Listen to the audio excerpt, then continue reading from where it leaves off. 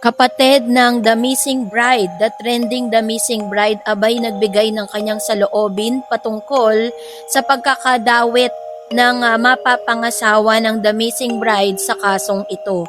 So, ang lahat ng yan ay pag-uusapan natin. But before that, if you haven't subscribed yet to my YouTube channel, please don't forget to like, share, and subscribe at i-hit mo na rin ang notification bell for more showbiz updates. At this time, ito na pag-usapan natin dahil ayon po, ang nobyo po ng isang babaeng ikakasal na ngunit nawawala pa bago pa ang kanilang kasal ay itinuring ng personal or person of interest o taong maaaring may mahalagang impormasyon sa kaso ng pagkawala nito.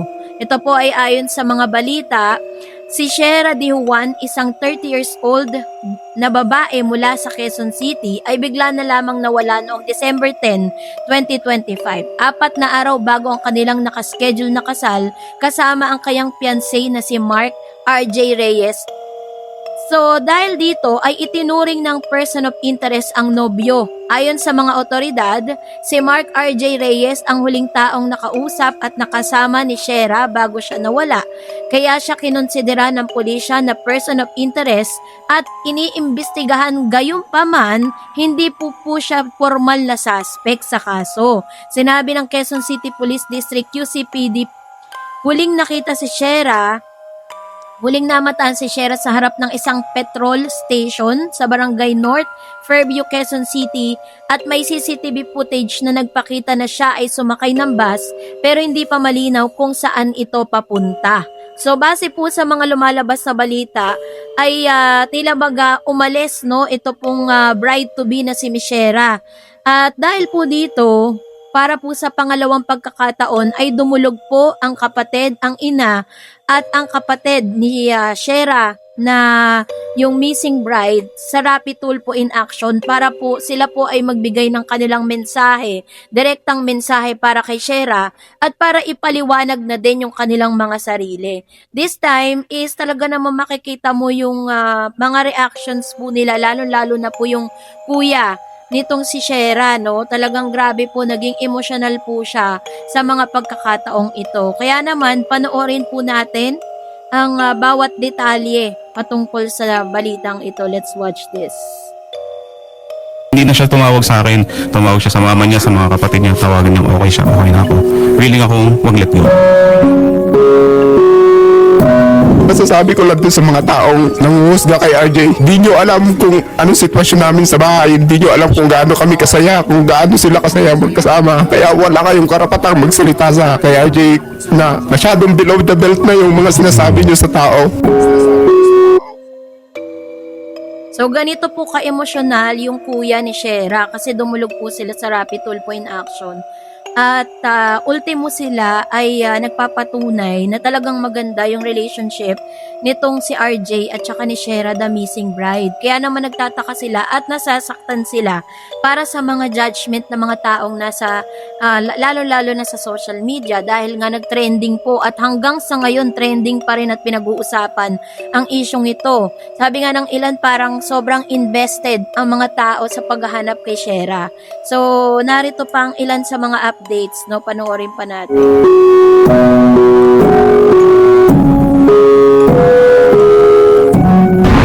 Mag-partner po. Meron kami open communication eh. Usually po kasi pag nakikita ko na siya, kunwari nakasama ganyan, tinatanong ko na siya agad may problema ka. Nag-open up naman siya, pero yung pag kumbaga very minor na like kunwari, kumbaga gusto niya naman mag-anak sa mga ganyan, so pinagbibigyan natin. Yung mga kumbaga yung parang major na parang alam mo magti-trigger sa kanya na wala talaga eh. Wala talaga po eh. So, di ba, minsan alam natin pag tayong dalawa lang ng partner natin magkasama, kahit hindi siya nagsasalita, alam mo po. Wala talagang ganun. Yung before talaga po, before nang umalis siya, weeks before, wala talaga eh. Ang pinaka-naging concern nga niya po sa akin talaga nung before is, sabi niya, gusto niya, tinanong niya nga ako inopen niya sa akin, pwede pa ako mag-resign sa work. Kasi di ba po, ang plan po kasi namin after ng kasal is mag-baby na. Yes. So sabi ko, okay na. Oo. Sabi ko, okay na. Kasi yung saldo ko naman, sabi ko, kaya naman tayo mag-buhay sa saldo ko, okay na, sabi ko. Ayun nga, yun yung sinasabi ko, sa lahat ng netizens kasi na nagsasabi na parang hindi niya talaga gusto. Well, sobrang gusto niya kasi gusto niya maging full-time mother. Para sa pamilya ninyo, di ba?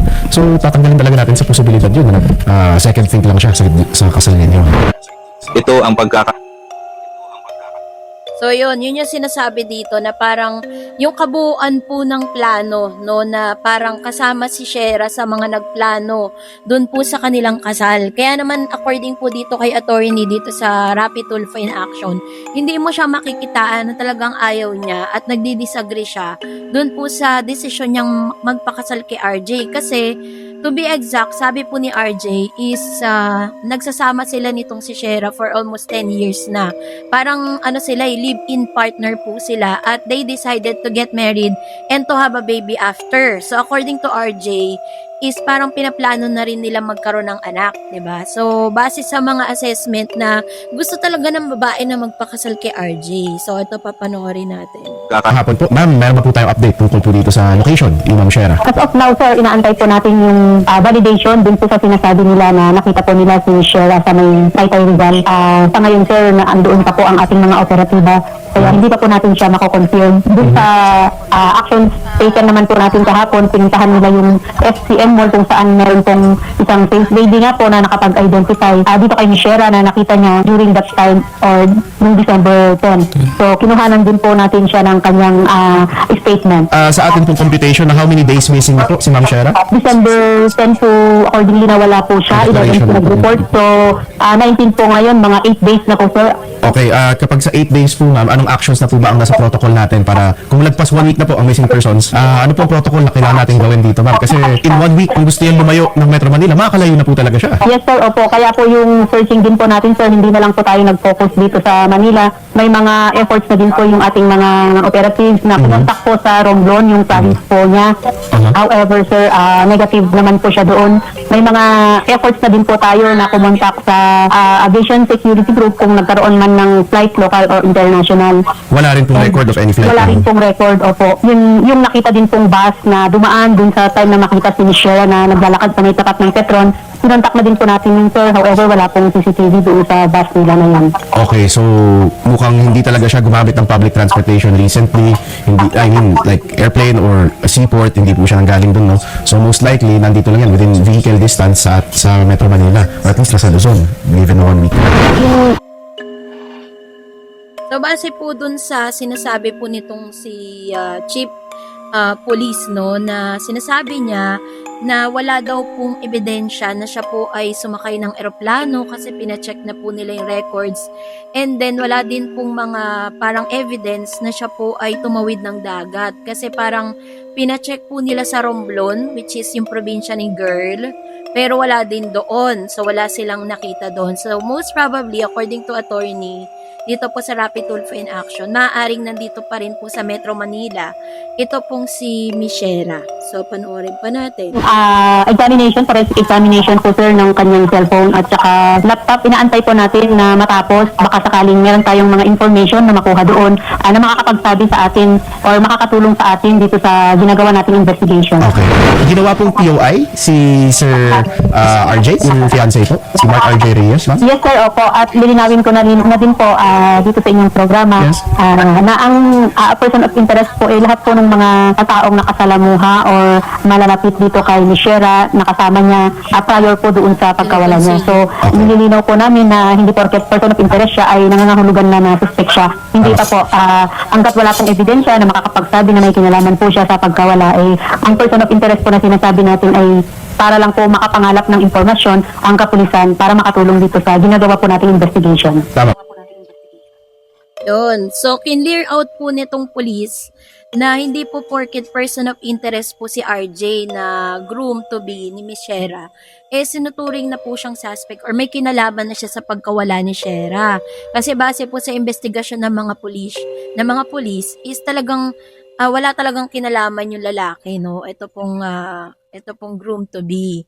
And yun yung pinakamagandang ginawa ng kapulisan na i-clear out yung pangalan ni RJ kasi sobrang nadadrag yung pangalan niya. At the same time, grabe po yung judgment ng mga netizen dito po kay RJ.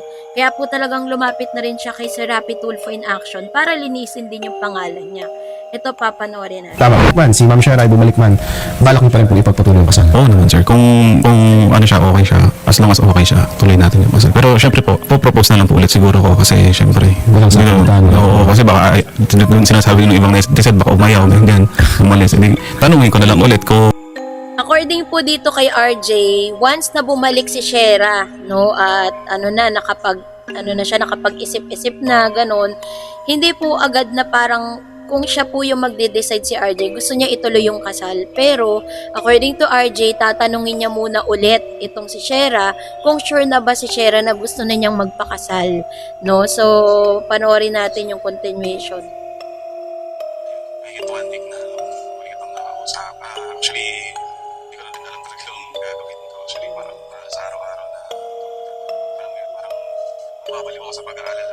Halos lahat na ng yan, nag-aabang ako ng message mo na merong info sa'yo. Lahat yung pinapatulan ko kahit parang imposible. Pinapatulan ko yun. Pero ang hiling ko lang talaga, kung nasan ka man, yun, kung okay ka, na kumakain ka ng maayos, tapos lalo reset ka nag-uulan. Ayun, mahigit 1 week na nung huli kitang nakausap. Actually, hindi ko na din alam talaga yung gagawin ko. Actually, parang halos araw-araw na dumadaan. Parang, alam mo yun, parang mababaliw ako sa pag-aalala. Halos lahat na ng yan, nag-aabang ako ng message mo na merong info sa'yo. Lahat yun pinapatulan ko kahit parang imposible. Pinapatulan ko yun. Pero ang hiling ko lang talaga, kung nasan ka man, yun, kung na okay ka, na kumakain ka ng maayos, tapos lalo reset nila, nag-uulan. Hindi ko alam kung ano yun, may natutulog ka maayos. Gusto ko lang malaman na okay ka, kung kaya mong tumawag sa akin. Alam ko naman yung boses mo, 10 taong itong kasama. Kahit yung konting, alam mo lang, boses mo lang marinig ko, yun lang mahalaga sa amin. Maalis lang yung pangamba namin ba, yun lang po. Balik ka na kung kailan mo gusto, kung kailan ka maluwag, tatanggapin ka namin buong buo. Yung pag-trend. Yun ang pinakahuling salita ni nitong si RJ. Sabi niya, willing siyang mag-let go kasi binigyan siya ng situation ni attorney na parang just in any case na mag-decide nga itong missing bride na she calls and then kinakall o parang kina-cut out niya na yung kasal, parang ayaw niya na magpakasal. That's really the pinaka-worst na decision na gagawin ng isang bride, ano, at pinakamasakit na maririnig niya. Pero ang sabi po ni RJ, the last thing or the last words na lumabas sa kanya is tatanggapin niya kung ano man yung magiging desisyon ni Shera. And this is really very hard dun po sa part ni groom ni RJ kasi parang naiwan siya out of nowhere, and ang pinaka worst scenario is wala siyang any idea kung anong rason kung bakit siya iniwan ng babae, kung bakit umalis yung babae. Kasi according to the investigation, wala naman daw pong parang makapagsasabi na dinukot or parang forcefully na itinago ito pong bride. So, yun po yung panawagan nitong si RJ, at clear out din ng mga pulis na hindi porket person of interest si RJ, sa kanya na po talaga isisisi ang lahat ng pati yung pagkawala ni Miss ng bride to be ni Shera. So, sana nga, ang wish ng mga netizen, lalo-lalo na po yung mga tao sa Facebook na talagang sobrang engaged na dapat daw ay bumalik na si Shera dahil hindi na raw sila makatulog, pati sila ay apektado. So, kayo po, anong yung saloobin patungkol dito, mag-comment kayo sa comment section. And that's it for today. For more videos and updates, please don't forget to like and subscribe, and please don't forget to follow my Facebook page, DarEds TV and DarEds channel. God bless everyone!